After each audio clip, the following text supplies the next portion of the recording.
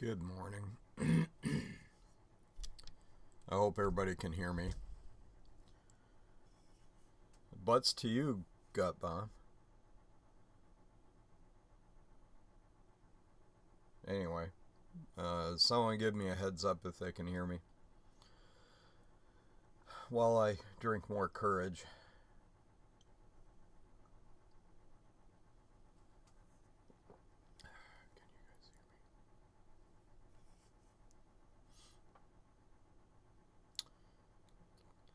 I think you can all see me. Can you all hear me? Okay, thank you, Garth. Garth is my unofficial audio technician. So, who do we have in the chat today? By the way, I feel like crap this morning, and I blame Trina for everything today.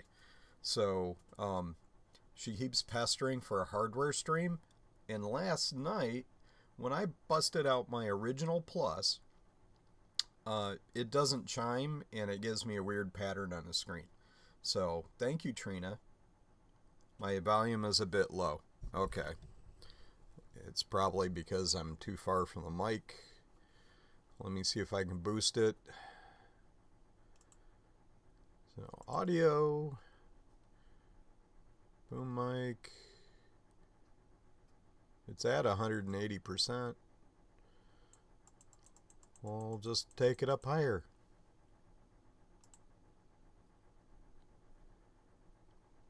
Alright. Is that better? Yeah, thank you, Trina.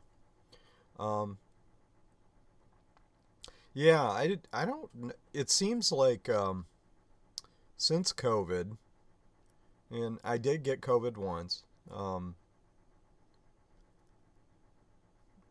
the morning kind of is rough. But then again, I also turned 60 a year ago, and there was some recent study that they put out there. Yes, Canada.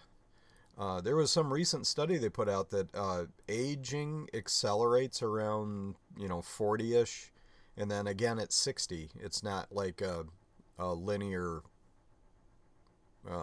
thing. There's a couple of bumps in the progression, and I'm gonna say that's probably correct. Now, when I was 40, I did something crazy and started doing martial arts, so that may have kind of compensated for that a little bit, and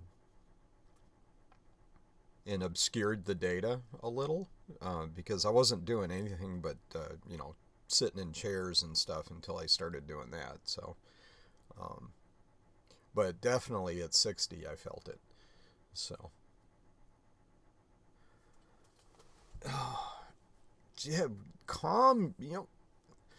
I was about to say something I'm not supposed to. Calm your milkers, mammaries, thingamaboobs.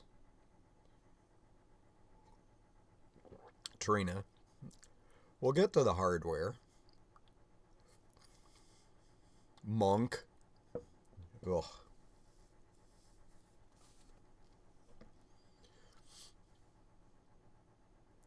So, who do we have in the chat? Let's do that first. I believe Trina was first.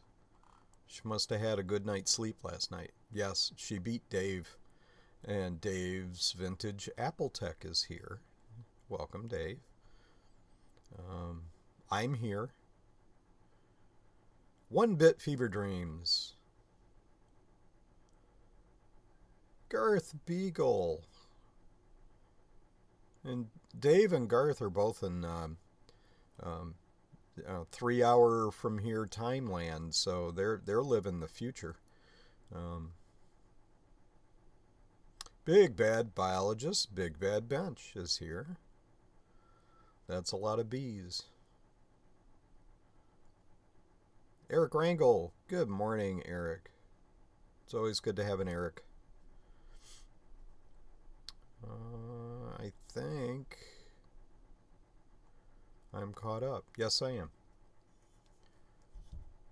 Past, it's 6 a.m. there. No, you're living in the future. I guess you live in the future if you're on the other side of the international date line. So, you're right.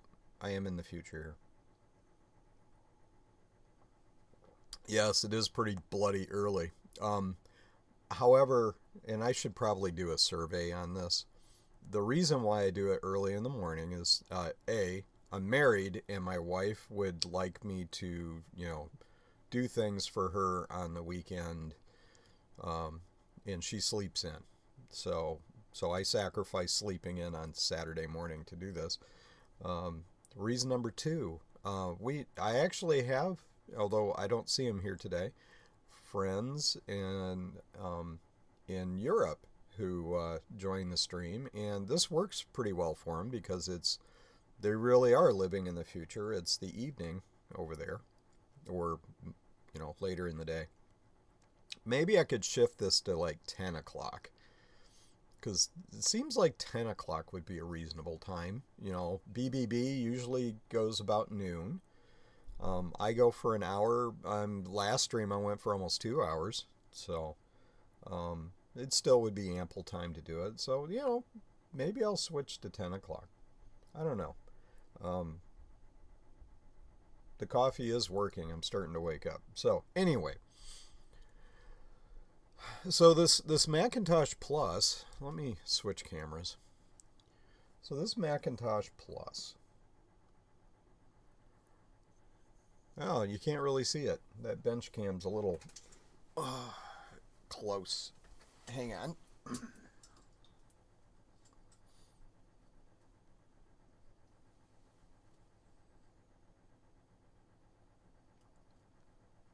Sorry for the vomit cam. Oh, and of course it's upside down. Oh. Obviously I haven't used this in a while and it's kind of goofy. Let me see if I can fix it.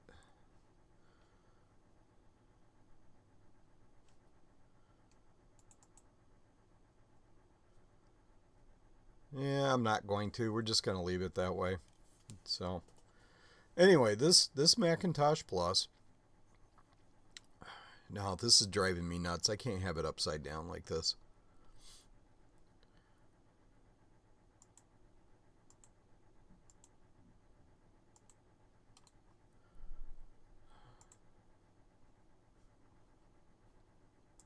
And I don't. Oh, how does one OBS? I have forgotten how to edit this. It's because I'm using a scene within a scene, so I've got to fiddle around with it to get it to work. Let me go to studio mode so I can mess around with it. And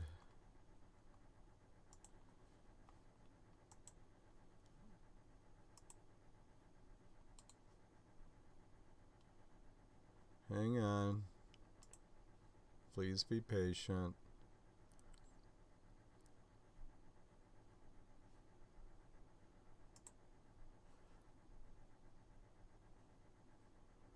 Properties. That's not what I wanted. Filters. That's not it. Oh, here we go. It's like I figure out how to do this every single time I go in here. Transform. I can't edit the transform. How the hell did I rotate this thing?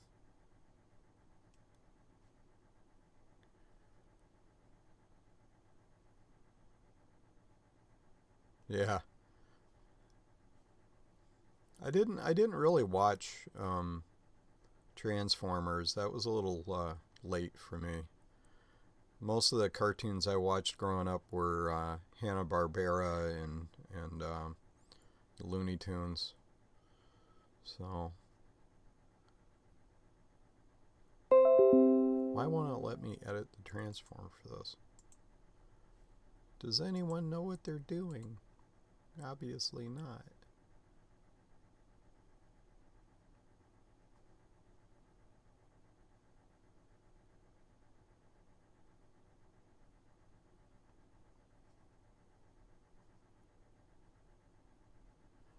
You know what? I'm not messing with it. I'm just going to leave it as it is. Let's go on with the stream. Screw this. All right.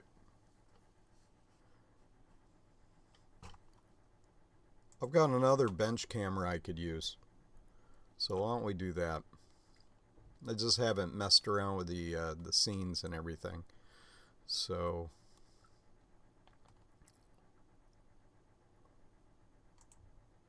here we go. Let's use this. Okay. So this Plus was gifted to me by a little old lady. Well, she wasn't old at the time. Now she's ancient. A number of years ago.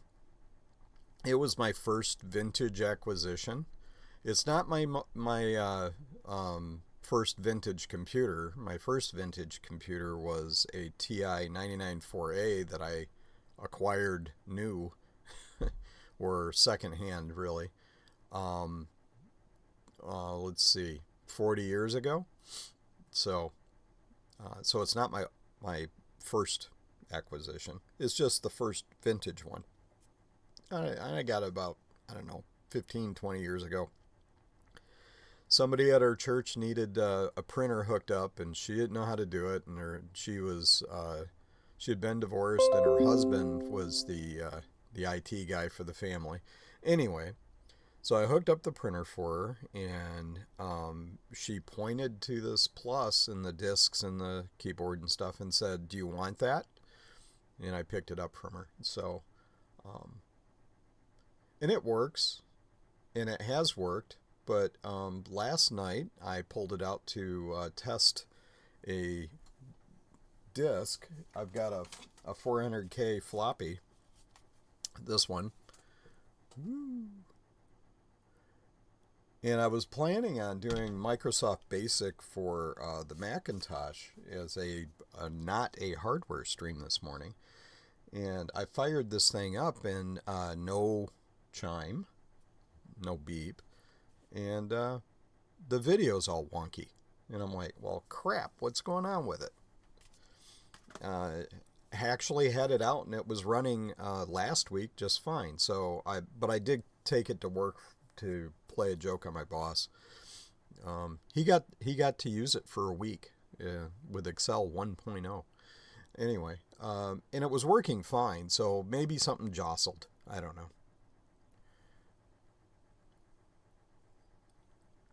So we're going to take a look at that this morning instead of doing software. I hope you guys forgive me for that. Again, I blame Trina. So, okay, let's get the mic situated so you can hear me when I'm working. Put the coffee down. Put the glasses on. And let's see what we got. So, tilt this up so you guys can see it. Let me adjust the lighting a little.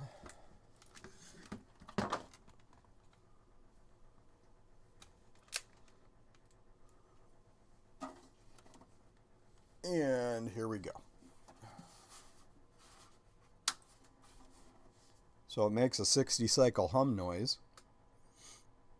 And you get this. Not at all what I was expecting. I think the memory is probably gone, or maybe something got jostled loose when I moved it. I don't know. The bench is a mess, by the way, because I've been tearing apart a laptop. And after VCF, I got lazy and I haven't cleaned up anything, so the bench is a nightmare. I got tools laying around all over the place. What's going on in the chat?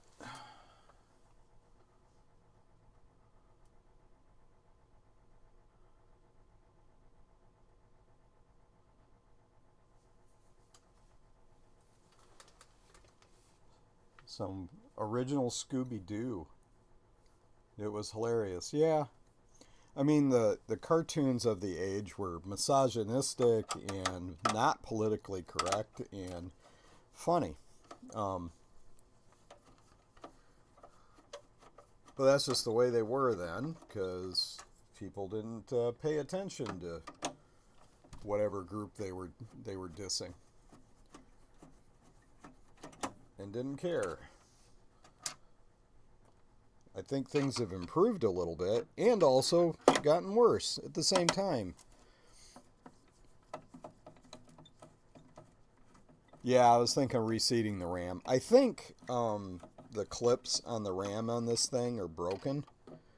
I don't recall. It's been a while since I've been in this machine.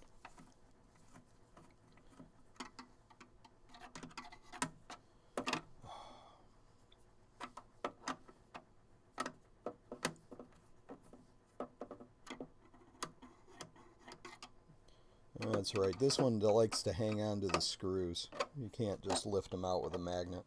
Well, nah, I'm not going to get out the tools. So, I picked up one of those telescoping magnet little reachy things, and my wife admired it, so I gave it to her. She does a lot of spinning wheel stuff and things like that, and sometimes needs to pick up little bits of things that fall. So, okay, it's still not coming out.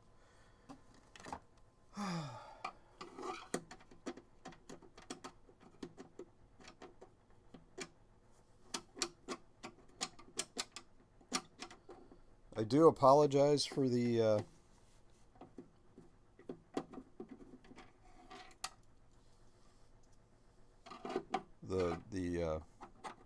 early morning grogginess and all that. I, of course, always stay up too late. Yeah, bang it on the bench. Come on, this isn't an Apple III. You guys know about the Apple III, right?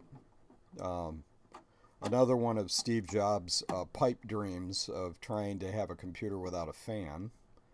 So, of course, the damn thing overheated. And when it overheated, the components would expand and it would unseat the RAM.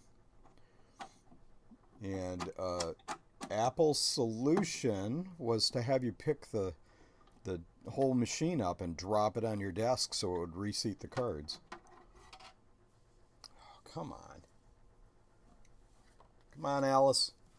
In case you don't know what that reference is, my father used to say it. Come on, Alice was basically from the Honeymooners. Gleason, Jackie Gleason, was the bus driver.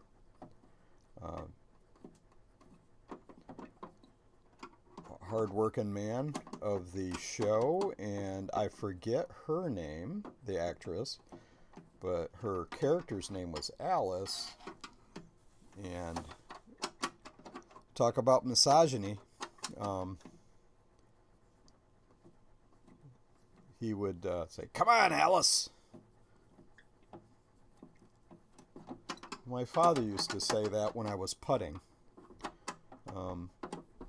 My father and I didn't get along together all that well. You know, the typical, teenager thinks he knows everything kind of attitude.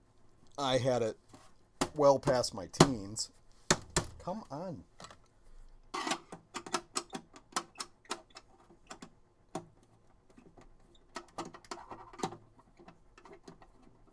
Okay, we're just going to let it come out when I pop the case off. Anyway, so my father would be trying to putt, and of course I was not very good at golf, so I thought if I prepared longer I'd be better. In my 20s, we finally started doing stuff together. And he'd be like, "Come on, Alice." And I'm like, "Will you shut up so I can putt?" Anyway, I miss the old man. So, and if I remember right, this one's got a pretty tight case on it. Yes, I remembered to get the screw out of of the behind the battery. It's a frequent mistake people make on these machines. Oh, jeez. Here we go. I need to invest in one of those little, I think technically that is the Mac cracker, is the thing that you use to help separate the case, not the screwdriver. There we go. Let's get the screw before I lose it. Here we go. Set that aside. Set the useless shield aside. Do you really need these things anymore? I mean, it does do it's got a non-conductive layer there. Maybe it's necessary. I don't know. Does it help with grounding? Probably not. Okay, so let's take a look at the logic board.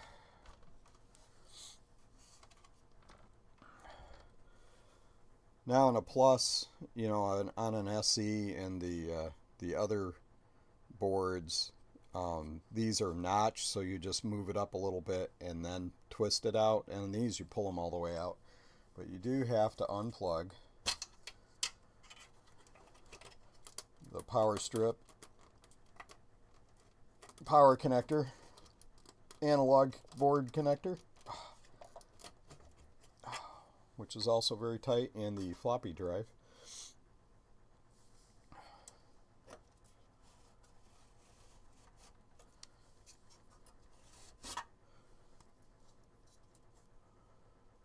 And there you are.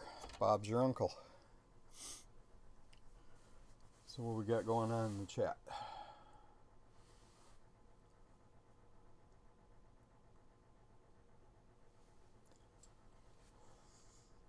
Hey, Will's joined. Hey, Will, how you doing?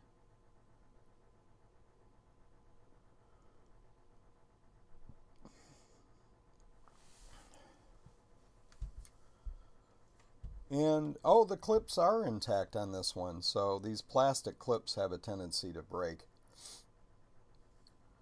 So, now, how is the behavior on a Plus when you try to turn it on without any RAM? I don't know. Let's, you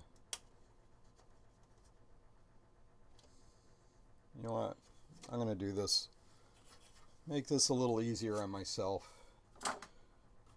One of my plans for down here is to have a bigger bench, because I've got my 3D printer on here. Excuse me while I throw things around. I got my 3D printer on here. I only have a little bit of space for working on stuff. And like Joe's computer museum, he is working on expanding his bench space. Oh, I do love coffee.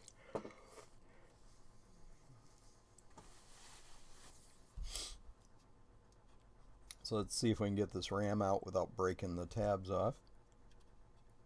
I'm going to turn it towards me, be a little easier.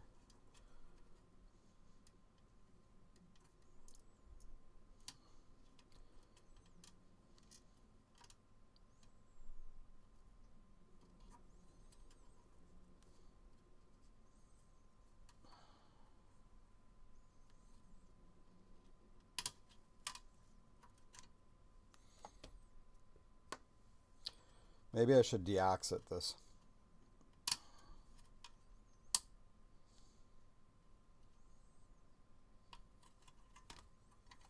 The sockets.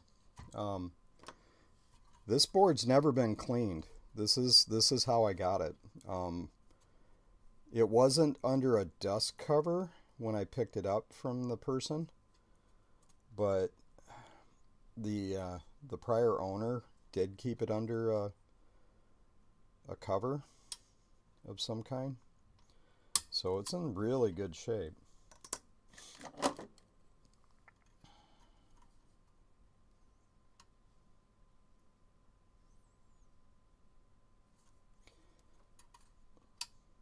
Man, I really hate these clips. There we go. So it's actually pretty clean. Yes, hardware is a means to an end for me. You got that right. Well, let me show you what I'm working on. So this is the guts to a Toshiba satellite T1910/200, and I'm recapping the power board for it because it doesn't stay powered on. So I am learning. I picked up that Toshiba at VCF Midwest, and it was just barely starting, and it degraded on the way home. So I'm hoping just recapping that board's gonna revive it. If not, then maybe I'll send it to Justin as a regret, and he could work on it. He loves Toshibas, right? So anyway, where's my deoxit? Here is my deoxit. So I was chatting with some of the Macintosh friends last night, and I said it there, and I'll say it now. I really appreciate all the help that everybody has given me on learning how to do this stuff, because my prior journey with electronics was in the 70s. I bought a Radio Shack shortwave radio kit and then used a soldering gun, not a soldering iron, to put it together. And all that thing would do was destroy batteries because I shorted the hell out of it. And at that time I went, gee, I need someone to help me understand how to do this stuff. And back then you joined a group or a club or something. I lived in the middle of nowhere. We didn't have those things around. So let's deoxit this. And one of the things I've seen people do is take a eraser to the memory. I don't know if I've got a pencil with an eraser on it around. So we're not going to do that. We're just going to slide it back in and see. We'll just kind of work it a little bit and see whether or not that takes care of the problem.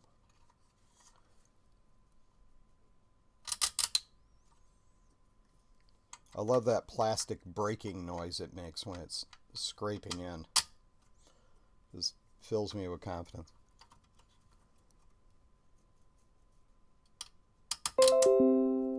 Okay, so that's in there. Anyway, but this board has never been washed or anything, so it's actually in pretty decent shape.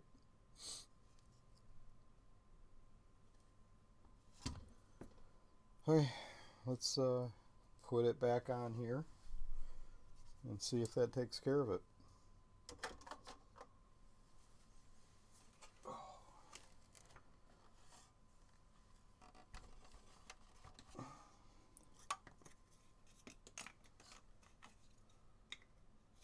I might as well put away the deoxit. I got enough on there. I don't think adding more is going to make any difference, so there's no need to keep it out.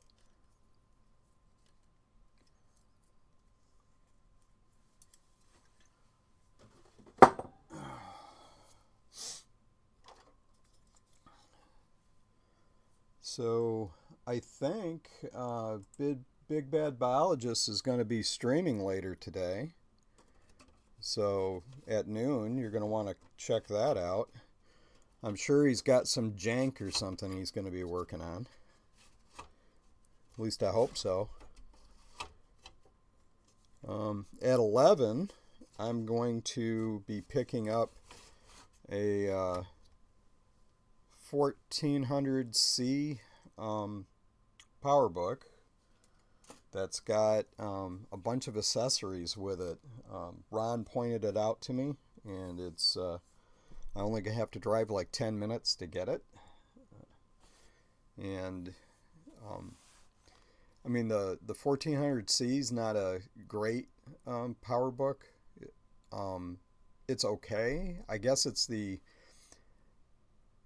fourth in that line of power books, but it looks like it has a G3 upgrade in it,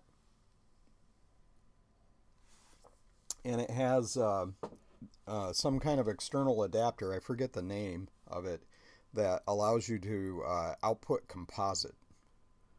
So you got, okay, Big Bad Biologist. I have someone else's jank that I'll be working on today, among other things. Awesome. So people are sharing their jank with you. I love it.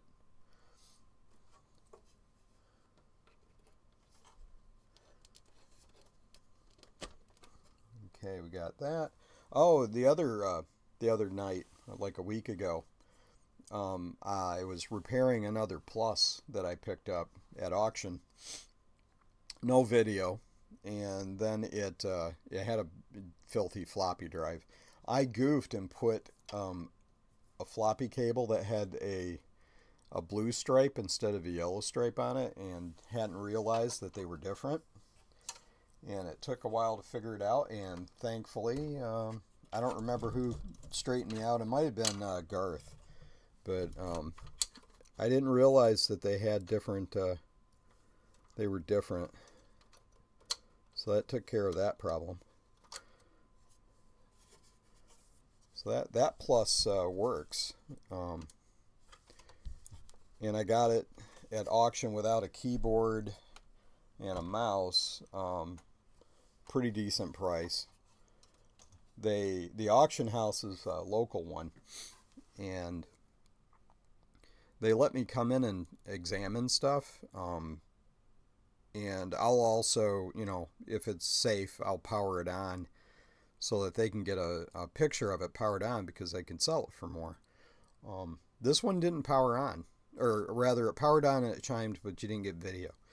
So I knew the analog board was probably needed some work, and they auctioned it as untested. But there was only one other bidder, so I got it for like $38. Got it fixed up, works fine. Retro brighted the case, so it looks nice. And unfortunately, I didn't have the right keyboard for it, or I didn't have a keyboard at all. I picked up a keyboard at VCF Midwest, but it was the wrong color keyboard. It was a platinum. And Sloopy is exchanging keyboards with me. Why am I putting the case back on? I don't need to put the case on. Well, it's already on. We're going to test it anyway. I just won't put the screws in. Anyway, so long story short, Sloopy's trading keyboards with me, so I have the right color. And Big Bad Biologist sent me a mouse, thank you. So I have a mouse that goes with it. So I'll be able, and Zodium, for the price of shipping, sent me a keyboard cable. So I'm going to have all the pieces I need to make it working. So I'm very thankful for everybody that helps me out with this stuff. Those keyboards are expensive.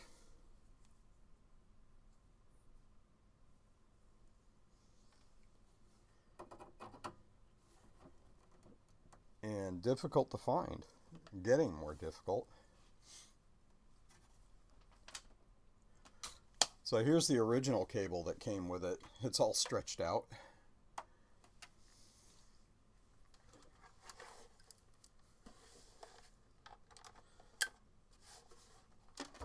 I think the original owner liked to sit on the couch with it, sitting on the table or something, because it was all stretched out when I got it. Alright, so we got a keyboard and a mouse hooked up. Let's get some EMF for it.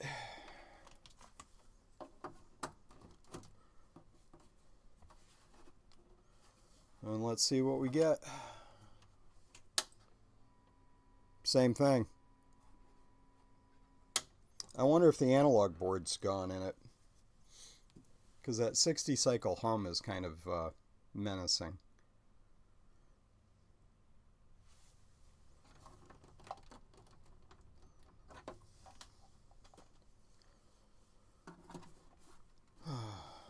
I am not going to try reflowing the... well, let's do this. Let's look at the connections for everything and make sure they're tight.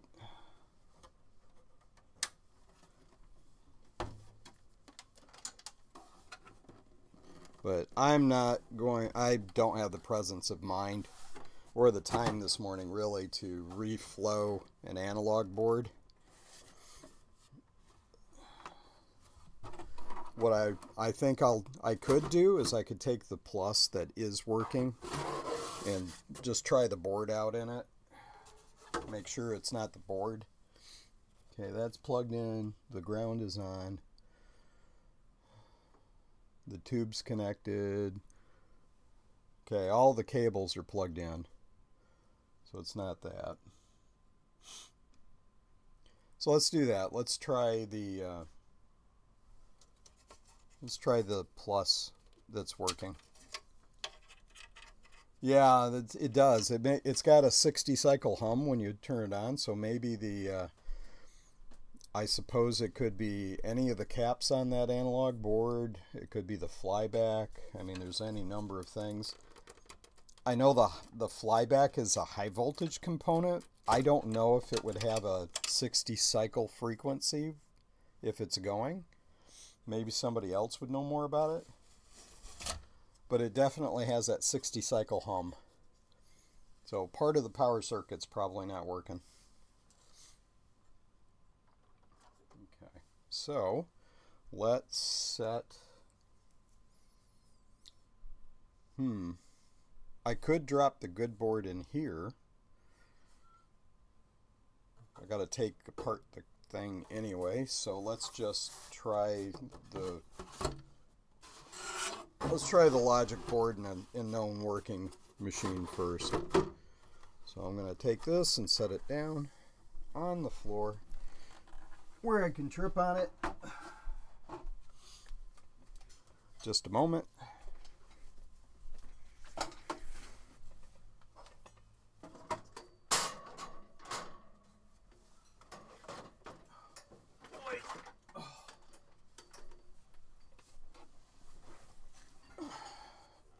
So this is the Plus I got at auction I restored. Oh, Will found that your SE30 had a bad ROM socket. Oh, cool. Yeah, Will did me a solid on my SE30 too. That man, let's see, I shipped the SE30 logic board to him. And I had started testing it and thought I had found a whole bunch of bad traces. He only found a couple of places on the board where it was bad. Bodged it. But he offered, because, you know, they only deteriorate, he offered to do me a favor on a reloaded board. So I'm like, yes, please, because I want to use the SE30. It's not just a shelf piece. And so he sent me a reloaded board. Come to find out, my ROM was also shot. So again, he made me a deal on a ROMinator replacement for it, which was great. And then helped me troubleshoot the damn thing, and we finally got it working. So thank you, Will. That was a big help. The SE30 was sort of my holy grail computer to acquire. When I was in college, I did most of my Mac work on a Plus in the labs. The SE had just come out, and they were talking about the new SE, the improved one, the extended SE. And the big joke around us juveniles on campus, you know, guys, was they would label it the SEX. And we were really disappointed when it came out in the magazines as the SE30. However, Excuse me. So I always wanted one of those. I really wanted to do Macintosh development. I had I was messing with HyperCard, and that's where I learned HyperCard, and had started to do Pascal, because Pascal was the teaching language at the time. I was finishing my degree up, and I'd been doing C in Unix. Well, when I graduated, I couldn't afford any of the damn Macintosh computers. So I ended up, for 2 years I didn't have a computer at home at all, except for my TI-99-4A I still had. And when I started buying computers, acquiring them, it was all Microsoft stack stuff, so it was all PCs, because that's what I did at work. I didn't own a Macintosh until, the first one I purchased myself was a MacBook, not even a Pro, in 2011, 2010. And, it took a bit for me to convince myself to purchase that, because it was twice the cost of a PC laptop at the time. But I really enjoyed it. So I'm reliving my not really reliving my past, I'm living the past and acquiring the machines I could never afford.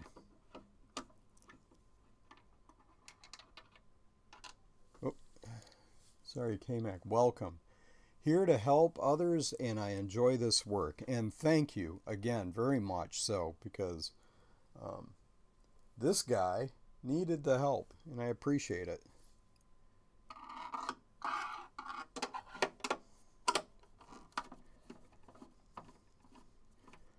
So the next project for that SE30, actually probably not the next thing I'm going to do. Ron's working on more of his magic boards, and I'd like to incorporate some of his stuff. He and Gutbomb and who else is working on it? Have been working on some ways to use. I think Will's doing something similar too. Ways to keep your vintage. Make sure I got all the screws. Logic boards going. So, yeah, those are out. Yeah, I got all the screws out. So with modern, add-ons, so that you can do HDMI video and things like that. And this is all cool, because that's, CRTs aren't going to last forever. Oh, man, this is tight.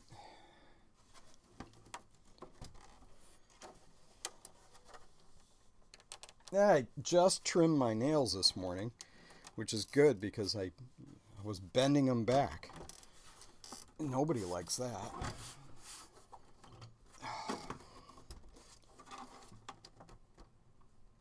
Man, that's tight. Oh, there it goes. It's starting to move.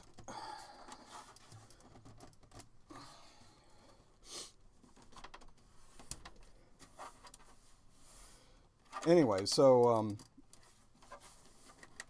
Gutbomb designed a a 3D printed case, and I believe Will's got a similar solution that's got a LCD monitor mounted on it. And so all of these projects are great, because it's going to keep us using this equipment long after the CRTs are gone.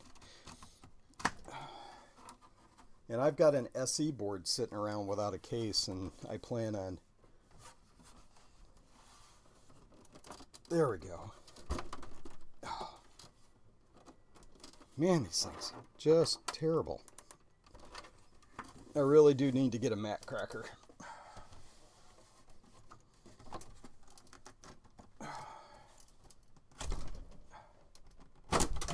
Jeez. There it goes. That's the future of the hobby is... Oh, you know what I forgot to do? I forgot to take the programmer switch off. That always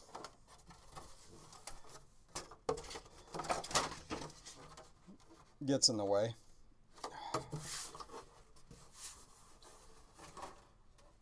Let me pry that off before I forget.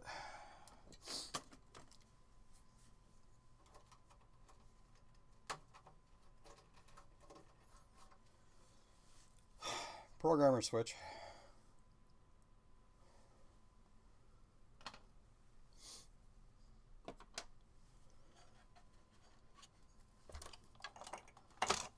Oops. So let's fire this up just to make sure that it still works before I take out the logic board.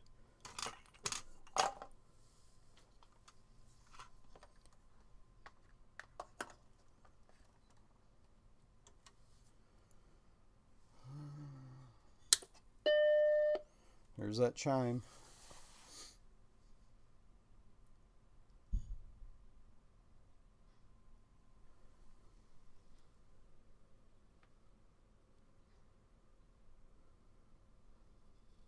We've got a screen. It's amazing how long these things take to get to a disk prompt.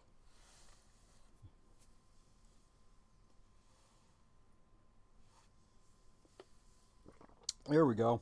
All right. So this one's working. Let's swap out the logic board and see what we get.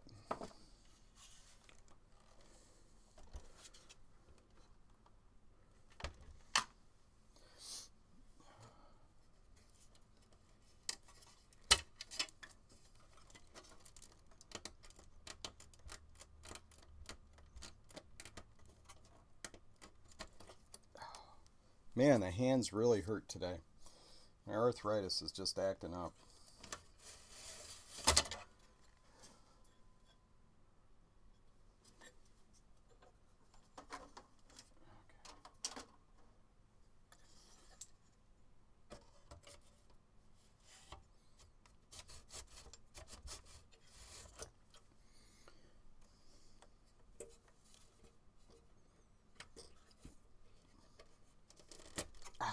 That hurts to push that in.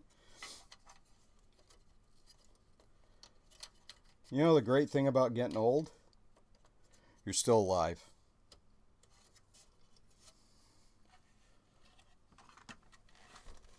Okay.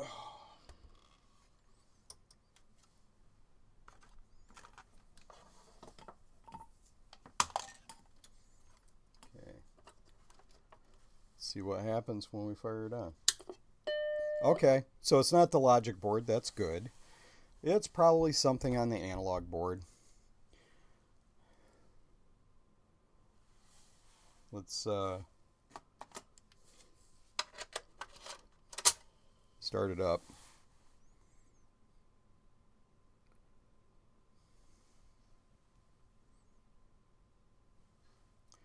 Anyway.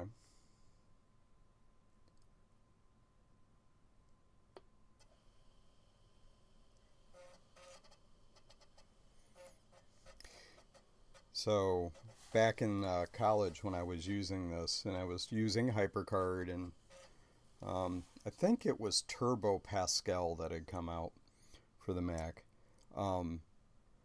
The machines we had in the lab, we didn't have any hard drives. I think there was a machine in the office that had a hard drive. You know, the 20 megabyte hard drive.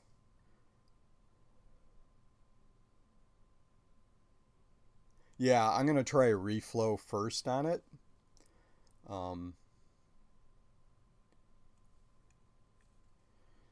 that's easy to do. I did that with this one because you can see it still has an issue though when I tap it. I'll probably have to reflow that one again. But it does work. So what I was saying, oh, back in college, most of the machines we had access to were pluses, and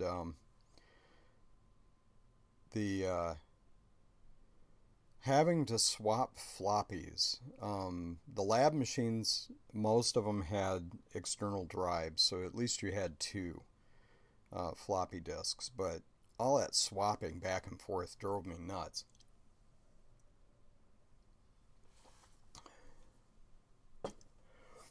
And floppies weren't cheap for college students. So, anyway.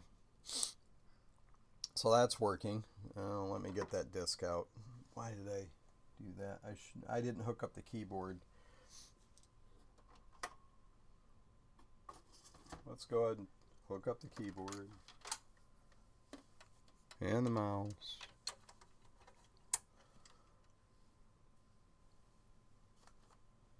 Oh, where's the mouse I was using? Right here.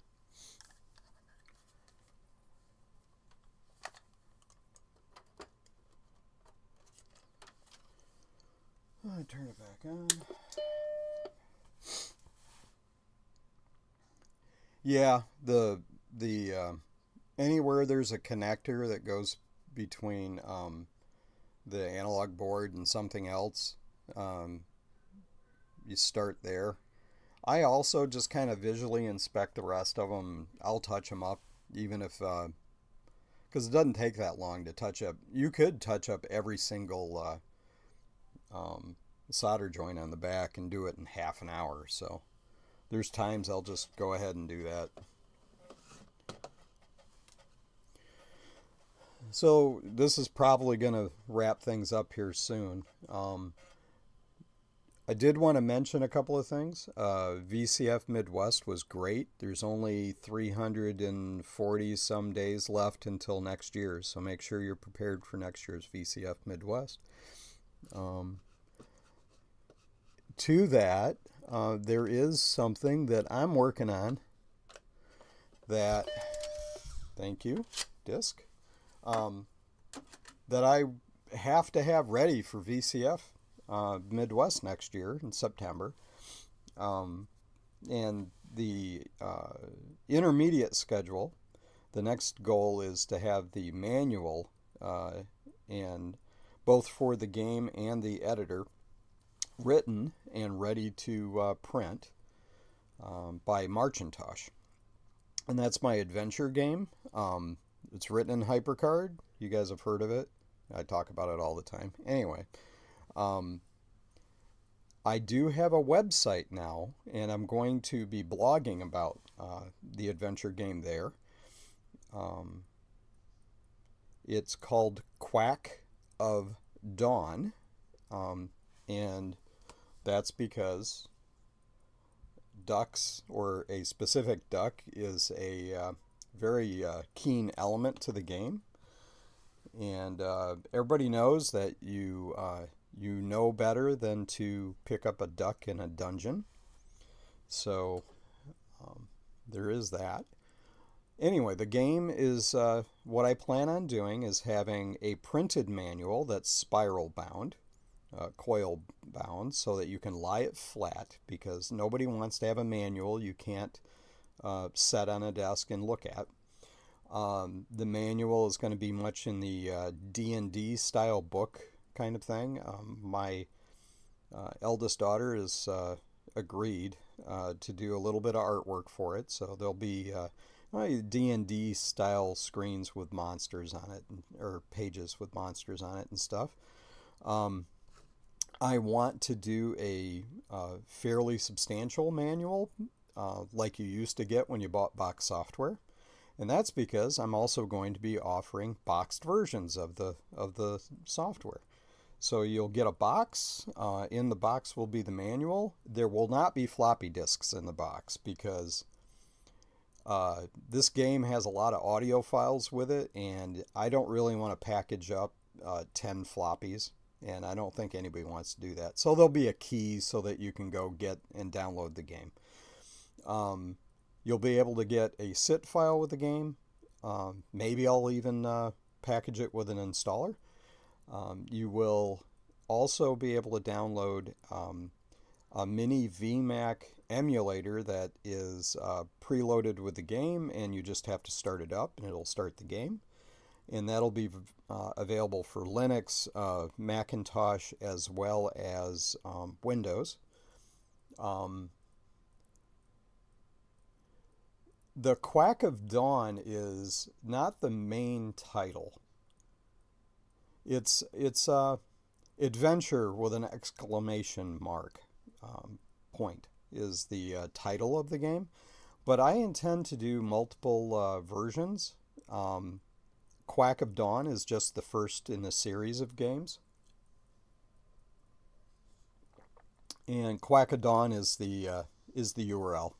So, most of the adventure type URLs were taken, and the only place I ever found, or I found a reference to Quack of Dawn is there is a Disney music video or disc that has songs on it, and Quack of Dawn is one of the songs. They're all tongue-in-cheek things.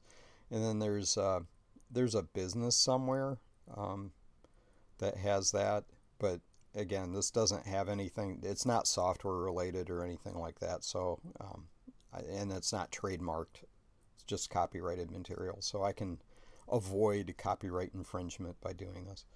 But anyway, quackadawn.com right now, and thank you Gutbomb for assisting me with the website development for that.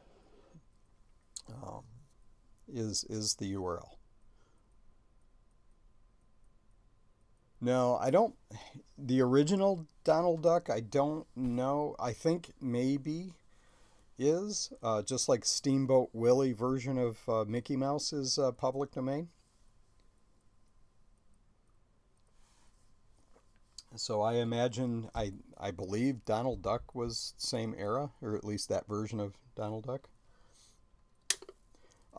Winnie the Pooh is public domain, as long as it's not the Pooh Bear with the red shirt. It has to be the original Pooh Bear. Anyway, so please go ahead, visit the site. Not much there right now. It's just sort of an introductory page, but I intend to post more. Let me switch off of the bench here. Oh. Just a moment.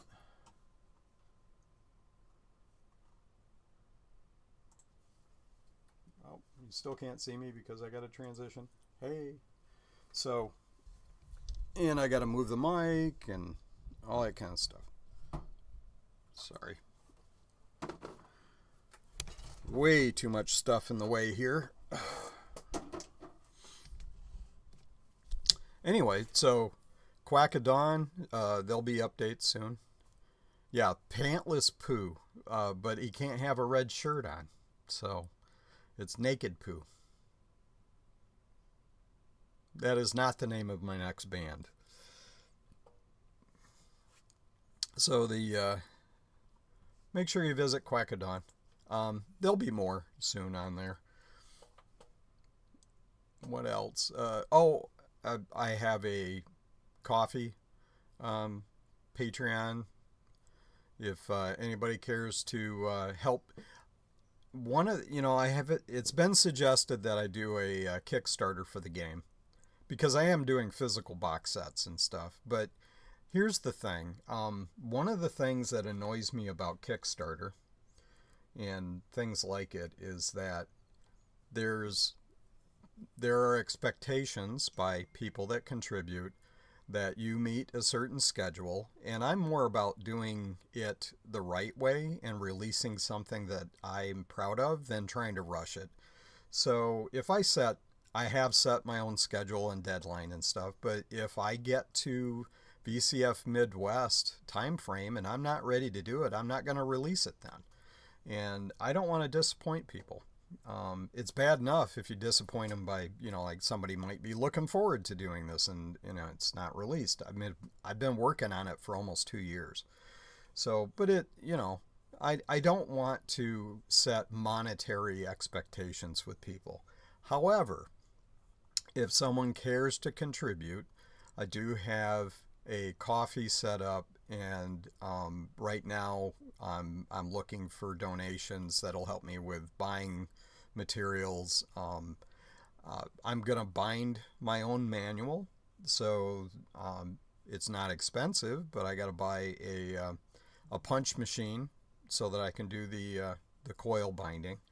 I'm going to have to buy boxes, and I found some boxes at Amazon that are less than 50, or they're like 55 cents a box, so that's reasonable. And I'm gonna, I have to print it. I don't have a color laser printer, so I'm probably gonna have to have a service that prints it. Plan on binding it myself, so I'll have to buy one of those really dangerous knife trimmer things so that I can trim the pages. Yeah, it's just stuff like that. But I want to try to keep the cost low. The box set is more of a like, here's a commemorative box set you can purchase that's got art and the manual and stuff. There'll be digital versions for all that. And I'm not doing it to make money. I'm doing it because it's fun and I want to give back to the community. So box set will be reasonably priced if somebody wants a box set. Might want to talk to Mark Lemmert and the Knox Archaist team. Okay. Why don't you DM me in Discord or something? Let me know what you're talking about there. So many Mac game devs cheap out, printed in black and white. Yeah, so I want to do something that meets what I remember as being what when you purchased a box set of a game. What kind of manual did you expect? And do something. Yes, it's gonna be do it yourself, but it's gonna be as a quality product as I can produce. So if it takes me a little longer to do it, that's fine. Hopefully I don't die before I get it done. That was a joke. So yeah, that's what I'm working on. Anybody cares to contribute, they can. There's no obligation, obviously. I'm gonna do probably a free download for the game. The box set will be for a reasonable price. But that's what's going on in my world. So I need to buckle down and work on the manual. Writing is not my strong suit. So it's going to be a challenge. There'll be drafts.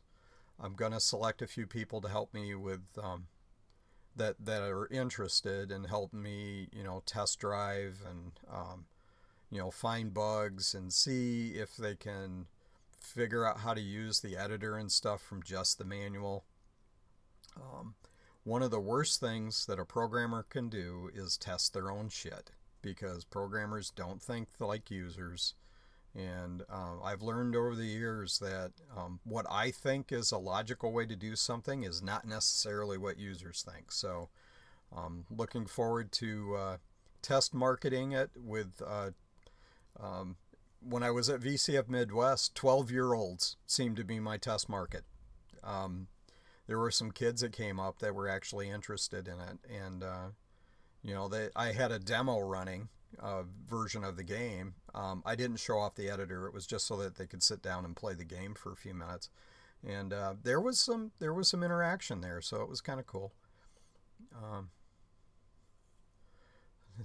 Dave can live as old as Noah of the Ark fame. You were totally fine, yeah. So, but I know I keep talking about the same thing here, but I really do want to do a good job on this, and I want people to enjoy it, and that means trying to make it solid. So, if that takes me until September next year, then so be it. Anyway, so that's it.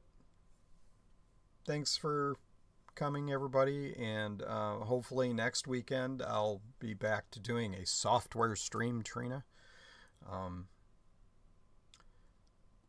I know I've been a little absent lately, but you know, summertime is kind of hard to keep up with the streaming schedule. So hopefully you'll see you guys next Saturday. Thanks again for showing. And I am going to do the outro now. And my tablet with the buttons is decided to turn off, so I have to do it manually. Give me a second. All right, bye. And I still have to say bye.